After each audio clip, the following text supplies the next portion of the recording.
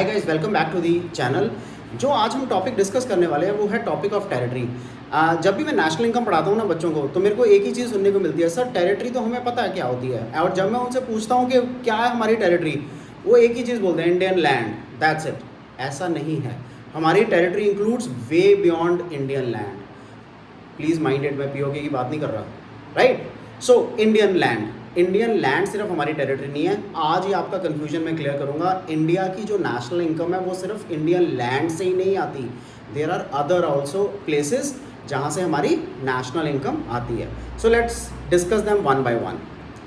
Indian land, Indian water, Indian air space, Indian ships and aircrafts operated outside India, Indian embassies, the military establishments, oil rigs, floating platforms, ये सब जगह से हमें national income आती है।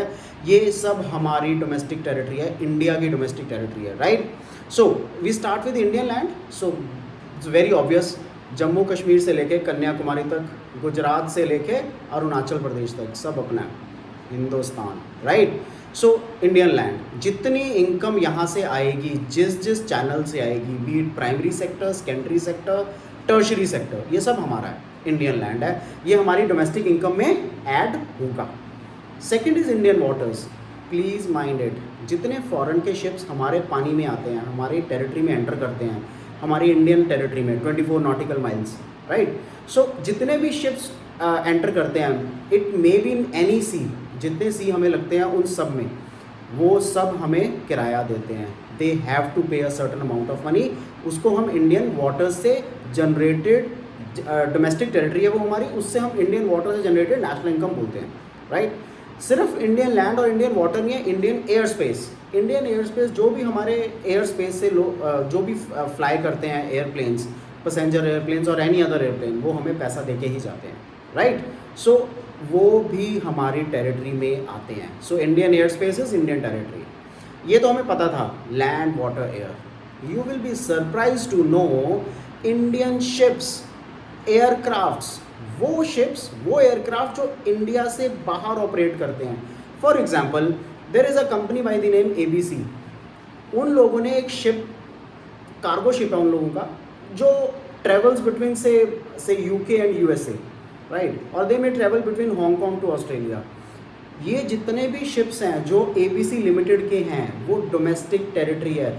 With in that ship अगर कोई attack करता है, कोई मैन हैंडल करता है बाहर से आके, it will be treated as attack on Indian territory. So ये हमारी डोमेस्टिक टेरिटरी का पार्ट है। सिमिलरली गाइज, जितने हमारे एयरप्लेन्स हैं, हमारा Air India and such other companies जो भी इंडिया से बाहर ऑपरेट करती हैं, जब भी वो इंडियन टेरिटरी से बाहर जाती हैं, so let's take an example. There is an airplane of Air India which is flying between say Russia and UK। Now this airplane belongs to Air India. Air India India की है, right. जितनी देर आप उस plane में बैठे हो, आप India की रिस्पॉन्सिबिलिटी हो, you are in domestic territory of India. Please understand this point. Domestic territory का मतलब सिर्फ लैंड, वाटर एंड एयर नहीं होता। डोमेस्टिक टेरिटरी का मतलब ये शिप्स, एयरक्राफ्ट्स जो इंडिया से बाहर ऑपरेट करते हैं वो भी होते हैं, but they must belong to India, वो इंडिया के होने चाहिए, right. Then it is Indian embassies जो इंडिया के बाहर हैं। You will be surprise with this. Indian embassies in Pakistan, India embassies in Australia, England, right, USA, any country of the world, जहाँ जहाँ इंडियन एम्बेसी है, वो बाउंड्री वॉल के अंदर हमारी इंडियन टेरिटरी है। So it is the domestic territory of our country, वो चाहे USA में है चाहे कहीं और है। इसी तरह जो बाहर के कंट्रीज़ के एम्बेसीज हमारे दिल्ली में हैं या कहीं भी और किसी भी और सिटी में हैं, it is their territory, right. So वो अपनी टेरिटरी को प्रोटेक्ट कर सकते हैं। हमें भी पूरा राइट है, हम अपनी डोमेस्टिक टेरिटरी को कैसे प्रोटेक्ट करते हैं। So right, this is clear. Similarly military establishments, जितनी भी हमारी मिलिट्री एस्टैब्लिशमेंट्स हैं इंडिया से बाहर, राइट, वो हमारी डोमेस्टिक टेरिटरी है। हमारा जो भी उनके साथ सेटलमेंट है कंट्री के साथ, बट उन मिलिट्री ऑफिसर्स का, उन जवान का ध्यान रखना हमारी रिस्पॉन्सिबिलिटी है। So they are our domestic territory. इसी तरह बहुत सारे ऐसे फ्लोटिंग प्लेटफॉर्म्स हैं, ऑयल रिग्स हैं, हम लोग बाहर जाके ऑयल एक्सप्लोर करते हैं, राइट। सो वो जितनी भी ये सब चीज़ें हैं जहाँ पे हमारा पैसा लगा हुआ है, जहाँ पे हमारी चीज़ें इन्वॉल्व हैं, ये सब इंडियन टेरिटरी का पार्ट है, right. So from now onwards अगर कोई आपसे पूछता है इंडियन टेरिटरी कहाँ कहाँ तक है, so Indian territory does not include only land, water and air, it includes all ships, cargo passenger कोई भी शिप हो, airplanes, right, and floating platforms, Indian embassies, military establishments, ये सब हमारी इंडियन टेरिटरी का पार्ट है, ये इंडिया से बाहर नहीं है, right. After understanding this Indian territory let us move to the next topic which is resident. Resident कौन होता है? हमने रेजिडेंट्स को दो पार्ट्स में डिवाइड किया, एक नॉर्मल रेजिडेंट, एक नॉन रेजिडेंट। अब नॉर्मल रेजिडेंट कौन होता है? अगर आपने कंपनीज एक्ट 2013 पढ़ा है या 1956 वाला एक्ट पढ़ा है तो उसमें ये लिखा हुआ है कि even the institutions, companies are also artificial legal person. What does this mean? This means that even the persons, the individuals, हम जो सांस लेते हैं, and such institutions which are recognized by law as artificial persons, दोनों हमारे normal residents हैं। So institutions कैसे हैं? Because they register under Indian laws, various Indian laws, so इसलिए वो हमारा पार्ट है, इसलिए वो नॉर्मल रेजिडेंट है।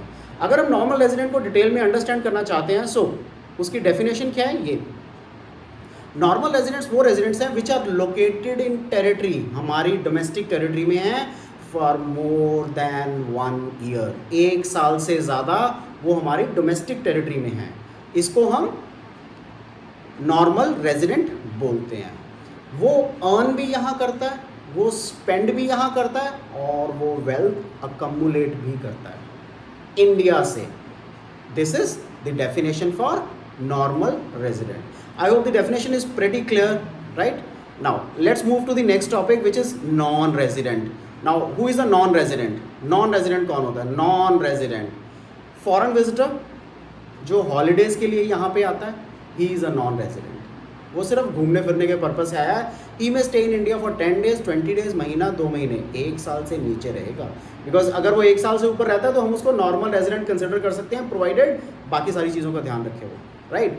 Next, crew members. हमने कहा ना Indian ships, Indian air space, airplanes, जो हमारे पायलट्स हैं, जो क्रू है उसका, वो सब जब इंडिया से बाहर जाते हैं वो इंडिया टेरिटरी में हैं, राइट, जब तक वो प्लेन के अंदर है या शिप के अंदर है। लेकिन जब वो प्लेन या शिप से बाहर निकलते हैं, they are not in Indian territory, वो non resident for that country बन जाते हैं। इसी तरह जब बाहर के लोग हमारे पास आते हैं वो भी हमारी टेरिटरी में नहीं है, राइट, वो उनकी टेरिटरी नहीं है, सॉरी, वो हमारी टेरिटरी में है। सो बट वो कुछ टाइम के लिए आते हैं, ले ओवर, होल्ड्स, सो इन सब चीज़ों के लिए आते हैं। So after that point of time वो बाहर वापस चले जाते हैं अपने अपने कंट्रीज़ में। सो इसलिए क्रू मेंबर्स, फॉरेन वेसल्स के, कमर्शियल ट्रैवलर्स, बिजनेस पर्पसेस जो लोग आते हैं, वो सब नॉन रेजिडेंट्स हैं फॉर इंडिया। ऑफिशियल डिप्लोमेट्स कौन होते हैं?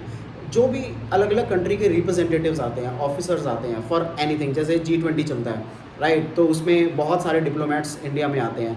इवन अदरवाइज बहुत सारे डिप्लोमेट्स एक कंट्री से दूसरे कंट्री ट्रेवल करते हैं फॉर बिल्डिंग द बिजनेस और humanly relations with each other. So officials and diplomats are also treated as non residents.